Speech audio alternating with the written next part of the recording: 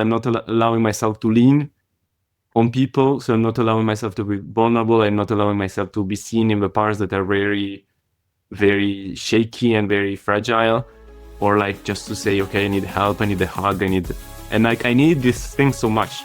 Sometimes all it takes is a small shift in perspective to unlock a whole new world.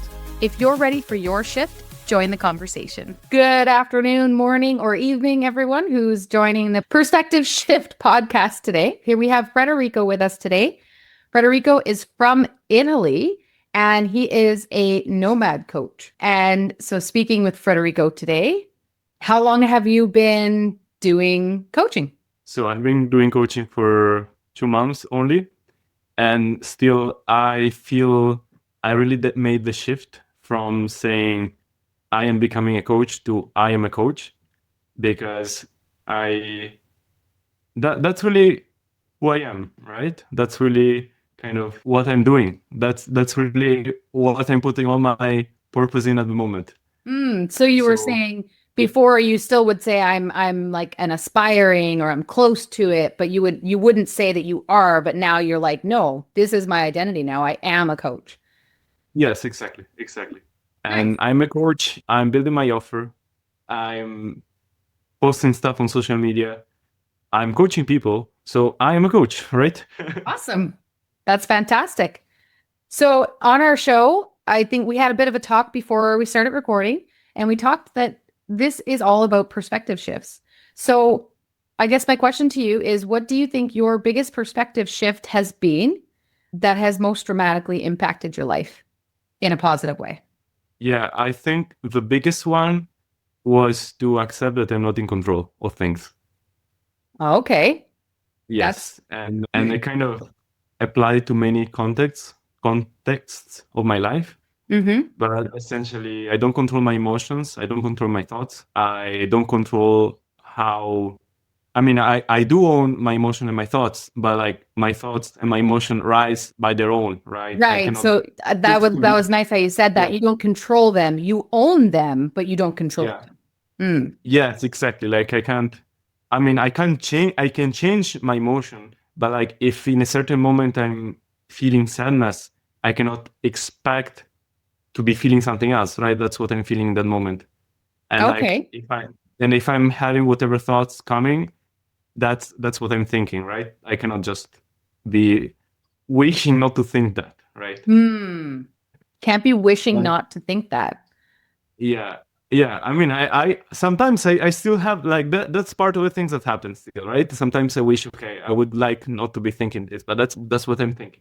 So what And what do you think is happening when you're wishing not to think something? I would essentially not wanting to be who I am in this moment. I feel in like this perspective kind of happened in a like I kind of applied it in many parts of my life, from kind of a financial one or like how I relate with people. Okay, And so how does yeah, so let's go with how you relate to people in financial. Maybe we can use both yeah, of them. yeah, How did let's talk about how that showed up before you accepted this reality and this perspective shift. So yeah, how what used to show up for you? yeah. What I used to show up is that with people, I felt I needed to always be the one, like kind of always have to manage the situation in a way that is nice and cool. And this would go with personal relationships, with dating. Like I always felt that, okay, I want to be cool with this person, to interact in the right way, to answer in a good way. But Do you have any examples of that? I am, in a way, I yeah, I always, so when I relate with people, often I my tendency is to put myself in a position where I'm trying to manage the situation. And like, so if this person has a problem, trying to be there to and listen to their problem.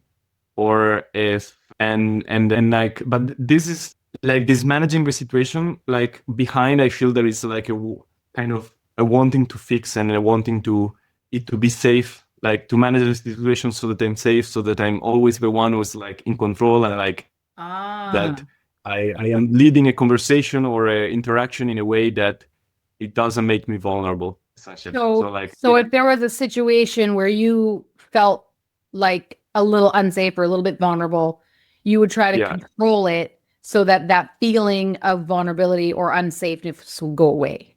yes, exactly. I would always be, and I noticed when I started doing personal development, I somehow started doing this in personal development because it was like, okay, I'm the one who is doing personal development, so I start to know people patterns. I start to notice when people are in a state or another, and then like I would be the one, okay, I'm aware of this, and I kind of manage this. But like And you would try to manage it. Okay. exactly, but then I was ignoring my own reaction, right? Because like like my own reaction is also very important. And like when I ignore my own reaction, I disconnect myself from people, Okay. and So this is I that end up control that where you yes, like yes, you're living in that reality where you need to control everything to control what's happening inside. You had to control what's happening outside to control what's yes, happening inside.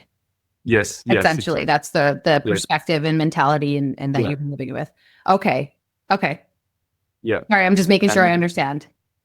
yeah, yeah. It's I mean, I feel there are many layers, Yes. and it's really like an onion that sometimes I see myself doing something, and then I question, okay, what is my reason behind, right? And then I usually the way I work with it is that I I done a lot of work to be aware of my emotions as I go through things. So when if I and sometimes and like this gives me so much more information because if I am aware of my thoughts and most of all of my emotions as I act, I kind of have a lot of feedback of what is actually happening inside of me. Inside of you. Okay. So I'm Yes. curious, when you were trying to control the situations outside of yourself, right? Yeah. Yeah. How did that actually impact your life? Like, what was the impact on you? Yeah, so I have one example that is coming to me, but I was spending time with my parents a couple of months ago, and I was at a point where I was really aware of how they behaved in a way that I consider self-sabotage, and I really wanted to make them notice that, but like by doing that, I kind of really felt I was creating a separation between me and them because it was instead of creating more connection, I was just trying to to teach them somehow or fix them in a to go in a simple way. So so on their end, they probably felt like you thought they were broken and they needed fixing, and so it created some sort of like tension between you guys. Maybe, and but like most of all, internally, I was really feeling that instead of allowing myself to lean in on them when I needed, I was just always staying in this role of being the one who's controlling. I feel like that's like the main price I'm paying for acting like that in situations that I am because I want to be the one who's in control. I'm not allowing myself to lean on people. So I'm not allowing myself to be vulnerable. I'm not allowing myself to be seen in the parts that are very, very shaky and very fragile. Or like just to say, okay, I need help, I need a hug, and like I need this thing so much. So Oh, okay. if I'm in a if I'm always wanting to manage the situation and I'm paying a price for that. And this price is that I feel very disconnected. And Okay. Okay. So you didn't have like too many external circumstances that like went astray. You was just mostly how you were feeling. Is that what you're saying? yeah, I guess so. I mean, I never know. It's very hard to know how the other person is actually reacting to what we say, right? And I feel that's the core point, because maybe sometimes I was trying to manage the situation and the person lived in a good way. Like I don't know because most people me and most people keep a lot of barriers as they interact with each other. So I'm and because of that, I'm never truly aware of like the deep reaction of other person, like deep down, right? I don't know if they are feeling they are being controlled, or they are being led in a way that is abusive. I did feel somehow like that with other people, and I don't know if this was their intentions. Like I had some teachers that I met during my personal development that in the aftermath, I felt, okay, this person like really used me to nurse their ego or anything. But like, I don't know exactly what they meant. That's how I read them, right? So I feel like, but like this thing of staying authentic with how I actually feel, I feel like that's the whole point, because that's like, I don't know for sure how other people are reacting unless I'm with someone who is safe enough to open a conversation that is deep enough and like to really kind of unravel all these things. So But that's a yeah, really interesting point that you just stated there. I kind of want to reiterate it for the audience. yeah, Is the acknowledge, like, we're talking about control right now, and you yeah, you realize that you can, there's a lot of things that you can't control, so that's great, and we're going to stay on yeah, that. But yeah, I do want to reiterate that you just said you don't know what other people are like thinking and truly feeling. yeah, And the reality is they might not even know, because yeah, we have those shields and those protection mechanisms up. yeah, And that's really important, because a lot of times people think that they know what somebody else is thinking, yeah. doing, or saying based on their reaction. But a lot of times it's just shadow reactions interacting with each other. Yes, exactly. I feel so already on a personal level, there are so many layers because there are a lot of my reactions to situations that I'm still not completely aware of or not aware of at all. And that's all personal, like that's the thing that personal development is about, right? To be like from my point of view, to be aware of how I act in front of situations and people so that I can be more aware of what is actually happening. Yes, and where you're not And being true to yourself, in a sense. exactly, Yeah. exactly. And then like the interaction with others add a whole layer of complexity because they are probably just doing the same thing. So like they Mm. don't know who they they are probably just reacting according to some subconscious pattern that they are not aware of. Hmm. And then whatever I think of them is probably a mix of things that I actually notice about their own subconscious patterns and my own Your projections. own Right. subconscious patterns. Yes, yes. Yes. I fully get that. Yeah. And then you're trying to Yeah. decipher, okay, which subconscious pattern am I noticing? Am I noticing mine, or is it theirs, Yeah. right? Yeah. And even if we Yeah. notice their pattern, we don't necessarily know what's best for them. Only they really know that, and we just try to drag it out of them. Not drag it out of them, but support them in finding that. Yeah, exactly. I mean, as a coach, I feel the role of a coach is really to try to step out of this game and really just trying to serve the other person in increasing their awareness of how they are interacting with a specific topic or situation, Yep. but like not by telling them because I don't know, right? I'm also I can, if I think something about them, it's very likely that it's just my own projection, right? Mm. Hmm. I can't really assume what they are doing or what is true for them. I can talk from my own point of view and say, okay, like this is what I felt, like see if this is resonating at all or not. But I cannot assume that that's what's happening from them. And like, yeah, Yeah, yeah, I get that. And so yeah, on the topic of control, then you used to try to control the dynamics of a yeah, situation. And so yeah. I would think that this perspective shift specifically has really helped, I would say, blossom the coaching career. Yes, yes. I mean, I would say that here I'm touching a point of discomfort because I say yes, I'm a coach. I don't have that much experience. Like I haven't coached that many people. I would say that though I see myself in the past trying to fix people in their own growth journey, and I also felt that other people were trying to fix me, and Mm. and and like and at some point I really got to this point there where it was very clear, okay, I don't want to keep playing this fucking game anymore, right? Just so I'm really trying not to do that in my coaching sessions. Then yeah, I have had positive feedback so far, That's great. And also, yeah, and also it's hard, right? Because I'm still learning when it's time to still step in and interrupt, because that's also important. That's something that usually I don't do. Because I want to be like a great listener, but sometimes it's also good to like kind of stop people when I feel they are in a loop. Yes, yes. The But ego can take us yeah, in a loop very easily, yeah, and it doesn't yeah, even, yeah, we don't notice it.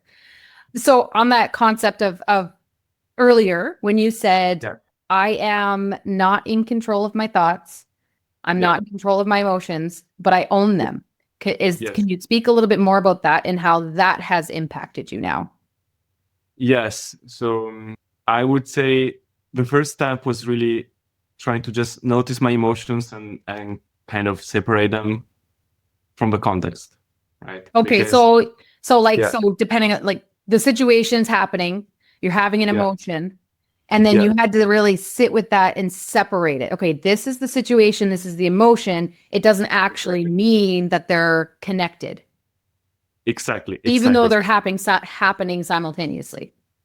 exactly. Okay. I am gonna give an example. Doing in a work, so many times I felt a lot of anger coming to people, to situations, like it could be towards my parents, towards mentors, towards things happening, and like I really get to a point where I started having awareness of this, and like how like this reaction was just so exaggerated, Mm. right? And when I said not to control my emotion, I think that's very important, because it's important not to like to be aware of the fact that this anger is happening, right? I cannot Mhm. just ignore it. I can control my reaction, that's different, but I cannot control that there is anger. Like if I try to control that anger is coming up in the situation, that's I'm repressing. Yeah, so I think I understand what you're saying. You're saying like Yeah, you feel the anger, you can yeah, acknowledge the anger. You don't need to yeah, act on the anger, right? Like somebody who's getting explosively angry and yes, yeah, bashing things, that is just yeah, not appropriate. And that is something you should control, right? yeah, The expression of the anger you need to yeah, control. But to acknowledge and allow and accept that you have the sensations of the anger, that's yeah, the important part, I think is what you're saying. exactly. Yeah. Exactly. I feel that's the important part. I feel like for me, it was also very important to actually let it out in a safe place. So Yes. either in a support group or alone in nature. I feel like those are amazing places to just voice the anger. But then, That's actually really yeah, important. I am really appreciative that you said that because you can control your anger in the situations where it's like not yeah, appropriate, but it yeah, definitely is very important to allow your anger to have a voice. When you don't allow your anger to yes, have a exactly, voice, you won't be able to move through it. exactly. I totally agree with that. And I also think that anger can be very healthy, because anger is also what tells us about our boundaries. Mm. Like we do sometimes when people cross our boundaries, or we let them cross our boundaries, to frame it in a better way, there is anger rising, right? And like this anger is giving a lot of good information, because maybe that's a situation where I might have wanted to just Learn how to put a set a stop. boundary. Yeah, yeah, Yeah. exactly, exactly. Appropriately. Yeah. Yeah. But then usually, like what happened in me is that I usually, because I failed repeatedly to set boundaries, then my anger would just come up Ah. giant, right? And like many times, I really, and like that's really something that happened recently, that I had this massive anger coming for situations, and just being aware of like, what the fuck, like this is just a very small thing that happened, like Mm. how, like, why I'm such a big reaction.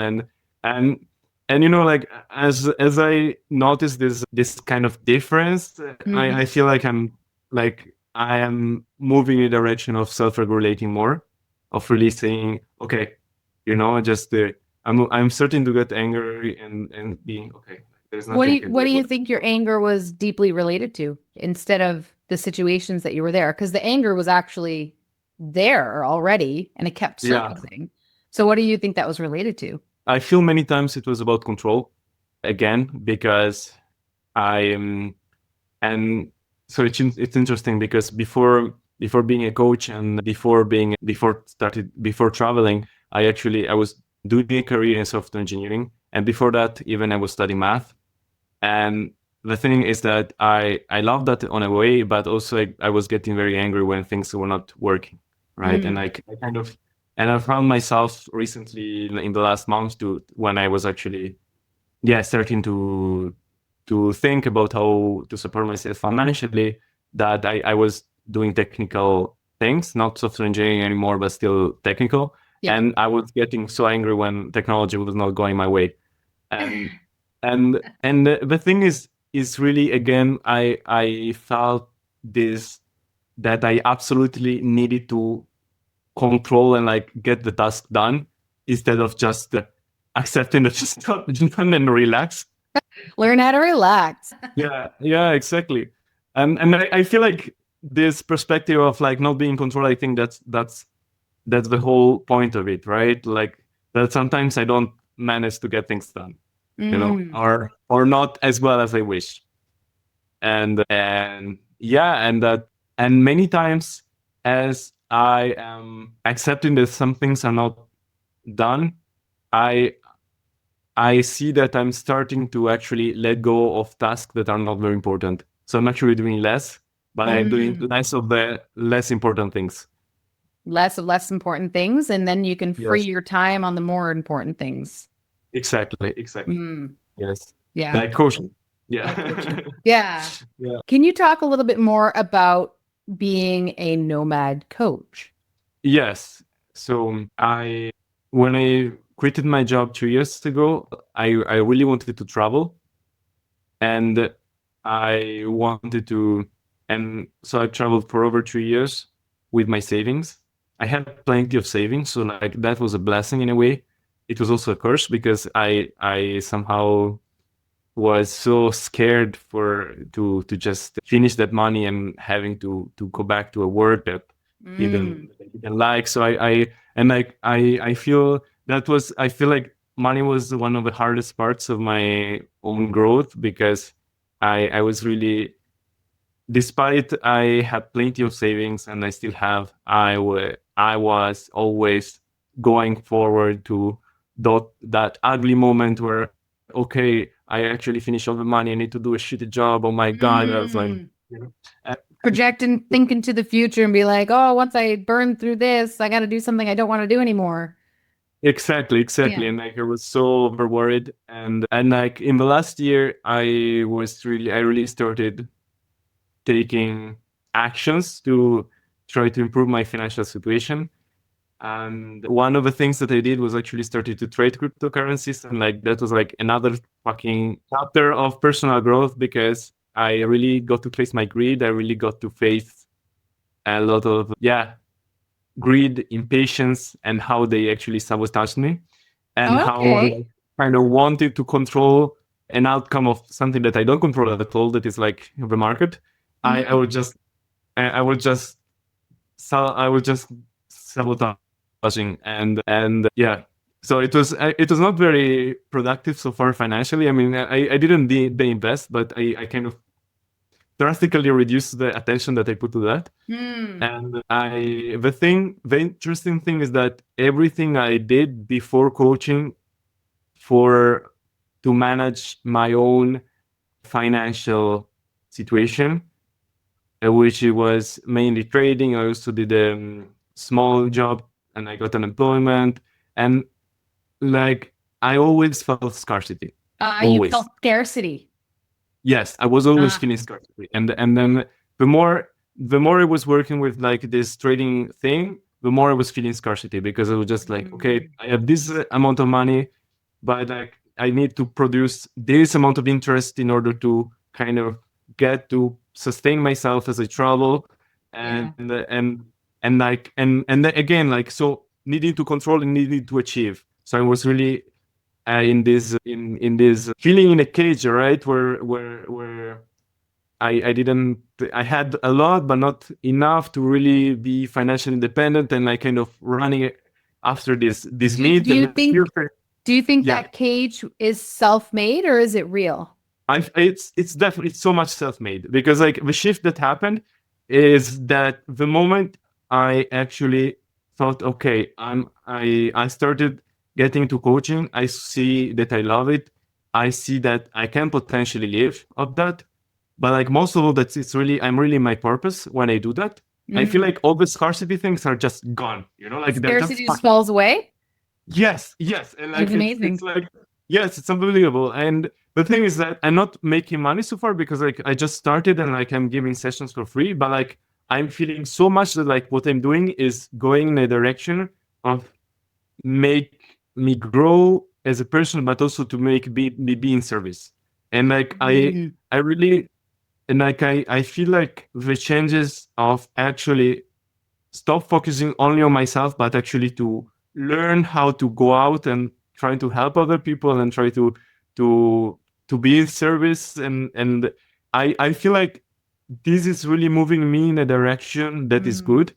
Hmm. And I kind of found a deeper faith that like even if I get broke, which I don't think is gonna happen, but even if I get broke, that like this work that I'm doing now is gonna just be the engine for starting, right? So And it's yeah, and I feel like that's really kind of bringing abundance out of an external thing that is like the capital I own and how I'm trading and how it's going towards okay, like kind of bringing back to myself and really feeling okay, I'm this person was like able to provide this service and that I'm investing myself and like this is gonna eventually lead me to something that I love and that it's gonna also sustain me financially.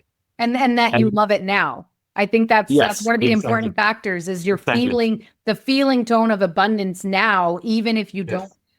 physically have the things that you maybe even used to have, right? The Yes. abundance feeling is already there, so you're no longer in scarcity, regardless of the situation. Yes, exactly. Exactly. Exactly. Yeah, And I yeah. think so. What do you think came first? Do you think it took you kind of recognizing all the patterns of control and letting that go before you could get to that place of feeling abundant?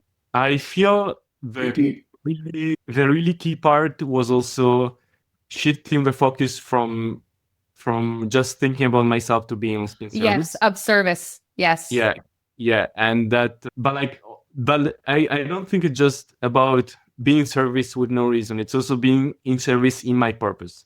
I In feel yeah, like in your yes, authentic, aligned way, right? That yes, feels right exactly, for you. exactly. I'm not just being in service for in whatever random way that is not mine. I'm just being in service in my way, right? So Yeah, that's really yeah, I, sorry, I fully resonate with that because yeah, I think about, I think about sometimes where people, I guess you could call this, maybe this would be like people pleasing, where they have this, I need to do things for other people so that I'm a good person.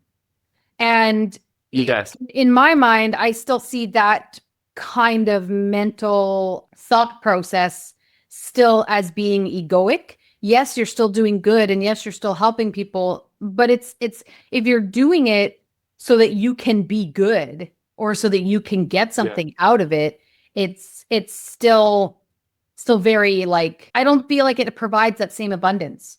Whereas what you're talking about, yes, like also the way I feel about it is like I want to be of service. I already know that. yeah, That is the thing I am trying to do.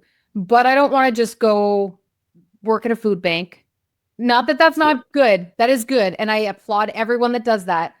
It just doesn't yeah, feel right to me, right? So it's like yeah, finding that thing that is authentic to you in service that is promoting your unique gifts that's within you. yes, And I think that is yes. a very unique thing to be able to express. Yes, definitely. And I want to add something to what you say. Yeah. So, and about the work that I did about anger, because I really see at some point I got very aware that when I was trying to do things to be good, there was a lot of anger behind. Yes, yeah. I I I felt that just the world was asking so much out of me, and it was not fair. And I just wanted to have my beautiful, relaxed life as a nomad, and blah blah blah.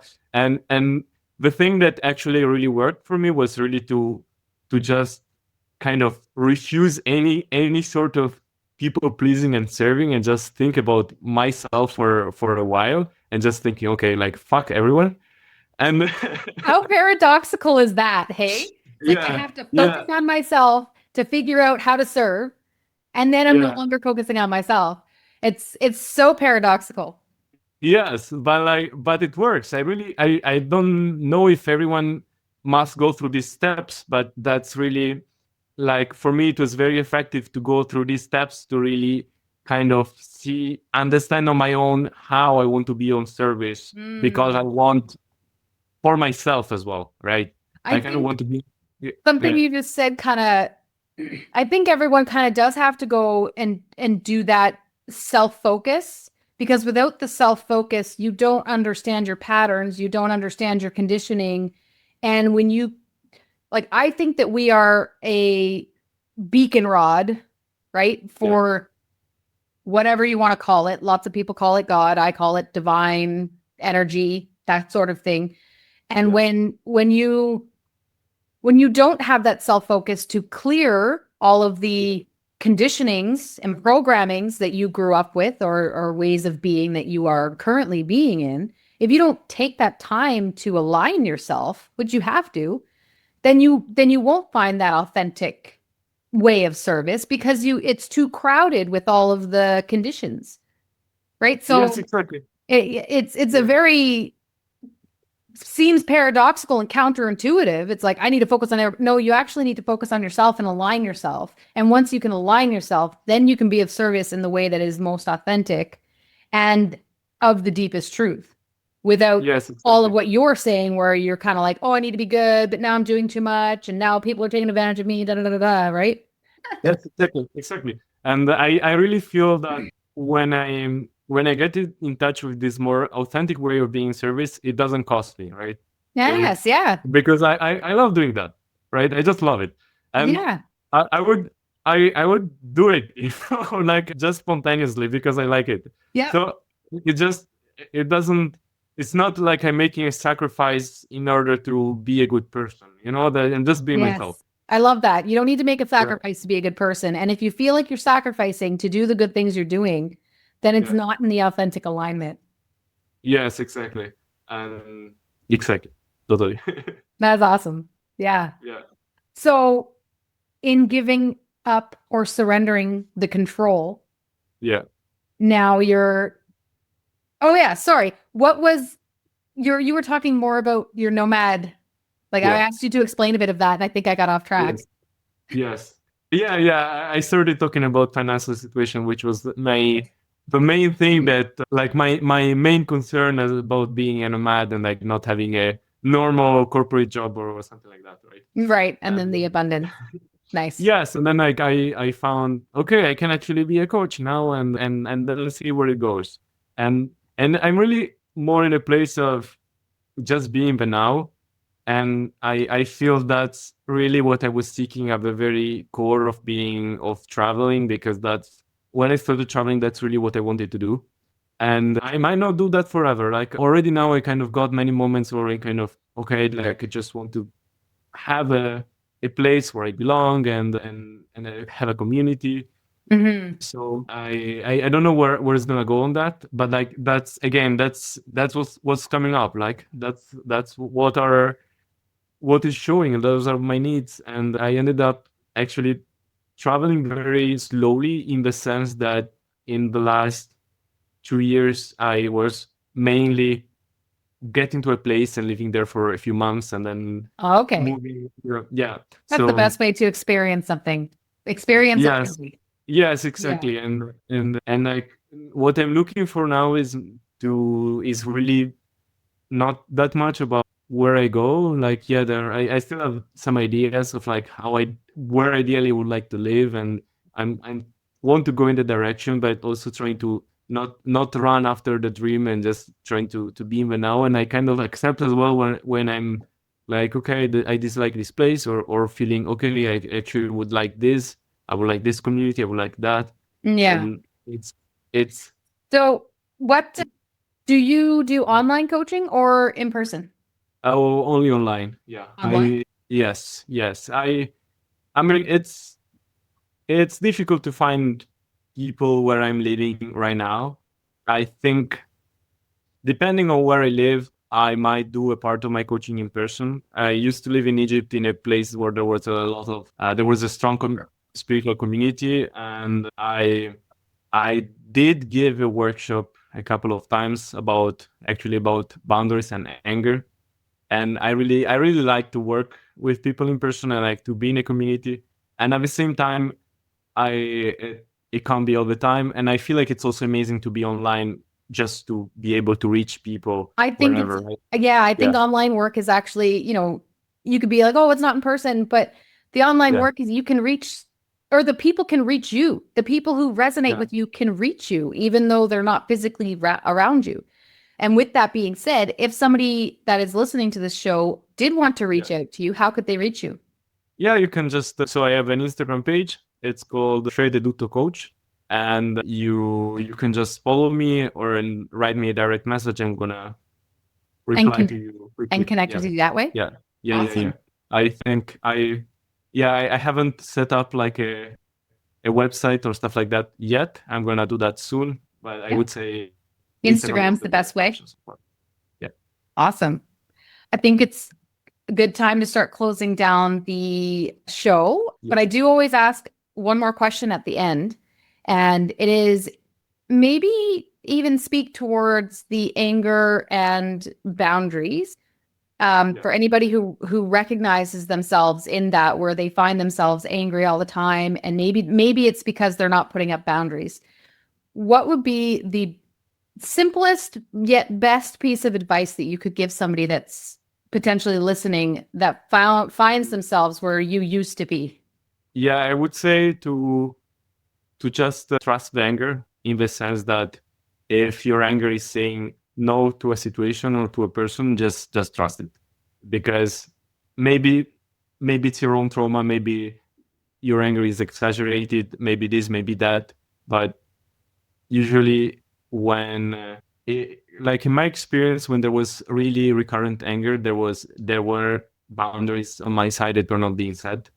And in any case, if there is anger, even in a situation where the person outside is totally right and your anger is unjustified, and I'm really using quotes here, that's your anger is still valid, right? There was a Mm. situation in the past that somehow is still triggering you, and this person, even though they might have the best intentions, they are still kind of touching that part. So I really feel like it's important to honor yourself and set boundaries, and just to let yourself have time to understand that more, and to really, yeah, to really get in touch to that part. And then if you want to and then a connection can reestablish from that place, or maybe not, like So in for some in yeah.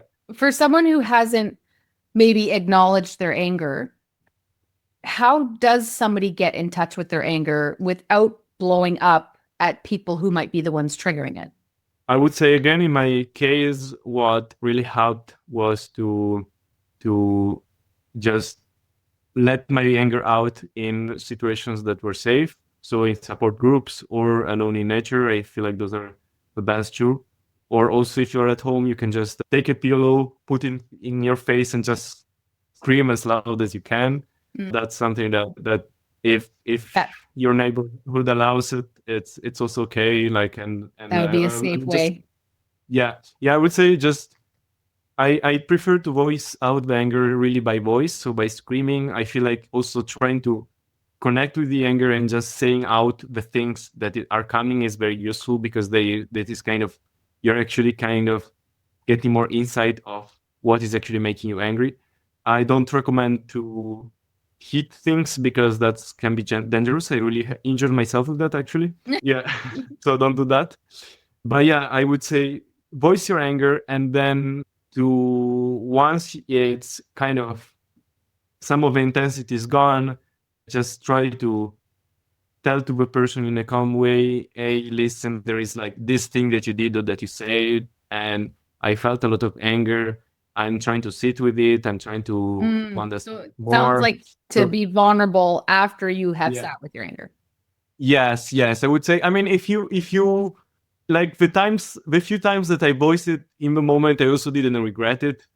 But so but then I don't. I would say if you can, if you voice it in the moment, just try to just be gentle and like kind of realize that you're talking with another human being that also has their reasons. But like I will also say that personally, I would say that it's better to voice it a bit too much than just stay in the people pleasing pattern. So, and then I would say like if you the first time you voice yourself in a situation that you're uncomfortable is gonna be too much. So that's I mean this for me was the case for me like the first few times, and then I kind of Breaking the learned pattern, right- you feel uncomfortable, right? yeah, I can feel uncomfortable, and I can also kind of just also be not that easy for people around you, but also Because they're not used to you like behaving that way. If you break your pattern, right? exactly they're not seeing used you to stand up for yourself yeah. or whatever. Yes, exactly. That said, it's like if the more you manage to kind of do it in a way that is kind of still aware of the people around you, the better.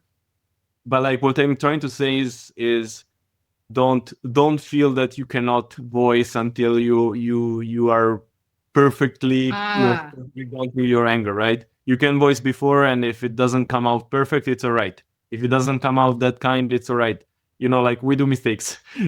Yes, we don't need to be perfect. We just need to act. Yes, exactly. And then if you act too much, you can always just say, okay, I'm actually sorry, right? Then they kind of acknowledge your overreaction. That's right. But yes, yeah. Awesome. Well, Federico, I really appreciate, and I'm very grateful you were able to find the time to join my show and have this conversation.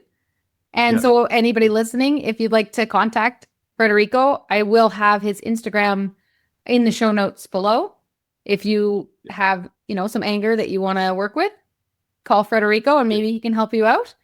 And also, if you want to have your own conversation or your own breakthrough, feel free to call into the show, send me a message on my Invoke a View page. And I also offer coaching services. So if you resonate with myself or Federico, give one of us a shout. And thank you for listening today.